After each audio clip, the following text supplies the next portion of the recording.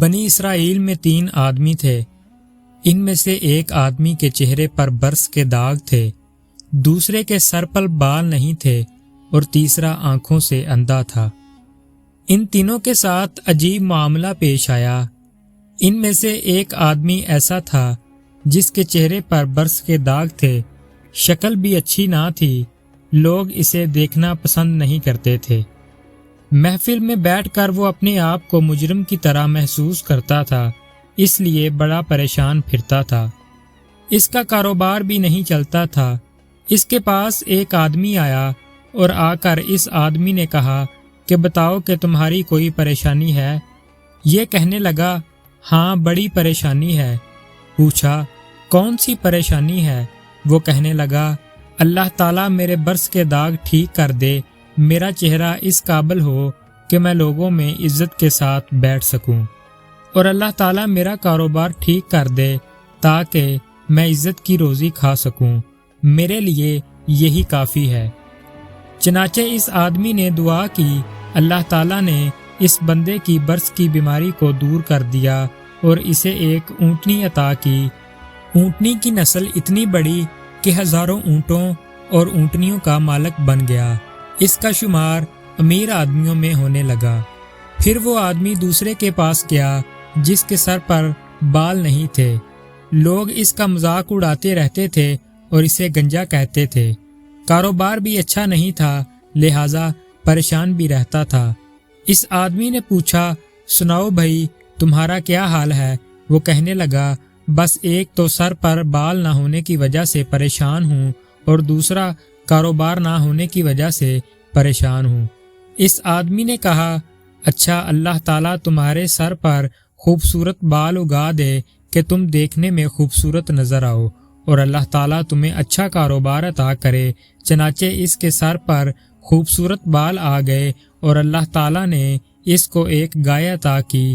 گائے کی نسل اتنی بڑی کہ ہزاروں گائیوں کا وہ مالک بن گیا، اور وقت کے بڑے امیر آدمیوں میں اس کا شمار ہونے لگ گیا۔ پھر وہ آدمی تیسرے آدمی کے پاس گیا اور پوچھا کہ سناؤ تمہارا کیا حال ہے؟ اس نے کہا میں تو آنکھوں سے اندھا ہوں، میں تو ٹھوکریں کھاتا پھرتا ہوں، میں تو لوگوں سے بھیک مانگتا پھرتا ہوں، میری بھی کیا زندگی ہے؟ دعا کرو اللہ تعالیٰ مجھے بینائی عطا فرما دے۔ اس کو اللہ تعالیٰ نے بھی عطا فرما دی اور اس کو ایک بکری عطا کی۔ اس بکری کا ریوڑ اتنا بڑا کہ وہ ہزاروں بکریوں کا مالک بن گیا۔ اس کا شمار بھی امیر کمیر آدمیوں میں ہونے لگا۔ کئی سال ان نعمتوں میں گزر گئے، لوگوں میں بڑے چرچے، بڑی عزتیں کہ فلاں تو چودھری صاحب ہیں، فلاں تو نواب صاحب ہیں، فلاں تو رانا صاحب ہیں۔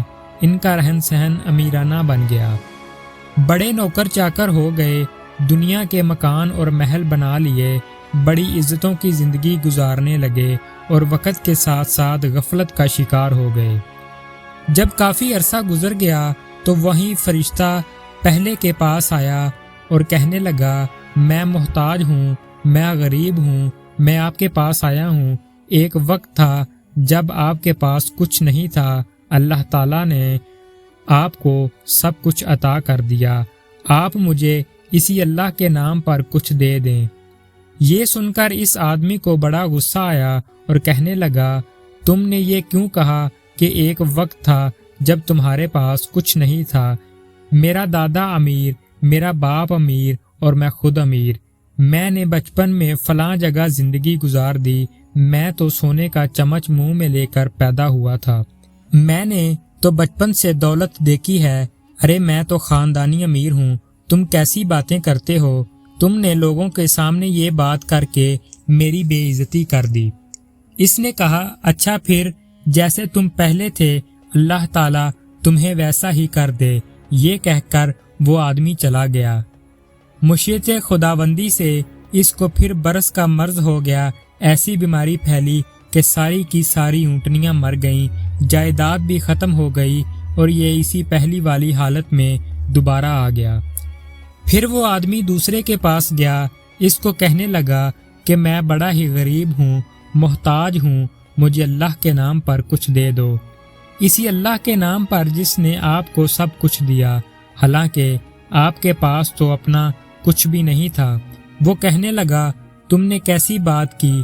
ارے میں بڑا عقل مند آدمی ہوں، دنیا مجھے بڑا بزنس مین کہتی ہے، دنیا میرے فیصلے تسلیم کرتی ہے۔ میں نے فلاں کاروبار کیا، ایسا سودا کیا کہ مجھے اتنی بچت ہوئی، فلاں سودا کیا، اتنی بچت ہوئی۔ میاں محنت سے کمایا ہے، بغیر محنت کے کچھ نہیں ملتا۔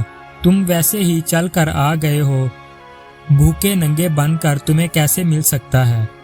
ہم نے یہ محنت کی کمائی کی ہے، کوئی آسمان سے ویسے نہیں گر گیا۔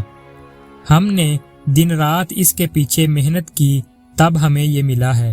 جب اس نے اس قسم کی باتیں کی تو یہ آدمی کہنے لگا، اچھا جیسے تم پہلے تھے، پھر اللہ تعالیٰ تمہیں ویسا ہی کر دے۔ جب اس نے بد دعا کر دی تو اس کی گائیں سب کی سب مر گئیں، جائیدادیں نقصان کا شکار ہو گئیں اور سب ہاتھوں سے نکل گیا۔ اس کے سر کے بال بھی گر گئے، جس حالت میں پہلے تھا اسی حالت میں وہ دوبارہ ہو گیا۔ پھر وہ تیسرے آدمی کے پاس گیا اور اس سے جا کر کہا کہ میاں میں محتاج ہوں، میں غریب ہوں، مجھے کچھ دے دو، اسی اللہ کے نام پر جس نے آپ کو سب کچھ دیا، حالانکہ آپ کے پاس تو کچھ بھی نہیں تھا۔ جیسے ہی اس نے یہ بات کہی، اس آدمی پر عجیب سی کیفیت طاری ہو گئی، آنکھوں سے آنسو آنے لگے اور وہ کہنے لگا، بھائی تم بالکل ٹھیک کہتے ہو، میں تو اندھا تھا، میں تو لوگوں کے سامنے ہاتھ پھیلایا کرتا تھا، میں تو در بدر کی ٹھوکریں کھاتا پھرتا تھا، میری دنیا ویران تھی، میں بھیک مانگتا تھا، لوگوں کے سامنے کشکول پکڑ کے جایا کرتا تھا۔ ایک دفعہ کوئی خدا کا بندہ آیا، اس نے دعا کر دی، میری رب نے مجھے آنکھوں کی بینائی بھی عطا کر دی اور ایک بکری ایسی دی جو اتنی برکت والی تھی۔ آج دیکھو دونوں پہاڑوں کے درمیان جتنا ریوڑ نظر آتا ہے، یہ سب میرے مولا کا کرم ہے، یہ سب میرے مولا کی دین ہے، میرے پاس اپنا کچھ بھی نہیں تھا، یہ کسی کی دعا لگ گئی۔ میرے دوست تم اس اللہ کے نام پر مانگنے کے لیے آئے ہو، میرا ریوڑ تمہارے سامنے ہے، تم جتنا چاہو لے سکتے ہو، میں اپنی اوقات کو کیوں بھولوں، میں تو وہی اندھا ہوں، میرے مولا نے مجھ پر کرم کیا۔ مصنف لکھتا ہے، اس اجنبی شخص نے کہا، تمہیں مبارک ہو، میں تو اللہ کا فرشتہ ہوں، اللہ تعالیٰ نے مجھے 3 بندوں کے پاس امتحان کے لیے بھیجا تھا۔ 2 بندے اپنی اوقات کو بھول گئے اور ان پر پروردگار نے نعمتوں کو واپس لے لیا، مگر تم نے اپنی اوقات کو یاد رکھا، جا اللہ تیری عزت میں اور مال میں اضافہ فرما دے۔ چنانچہ یہ آدمی بنی اسرائیل کے بڑے باعزت مال والوں میں سے بن گیا۔ اللہ پاک آپ کو اور مجھے غریبوں، یتیموں اور مساکین کی مدد کرنے کی توفیق عطا فرمائے، نیک اعمال کرنے کی توفیق عطا فرمائے۔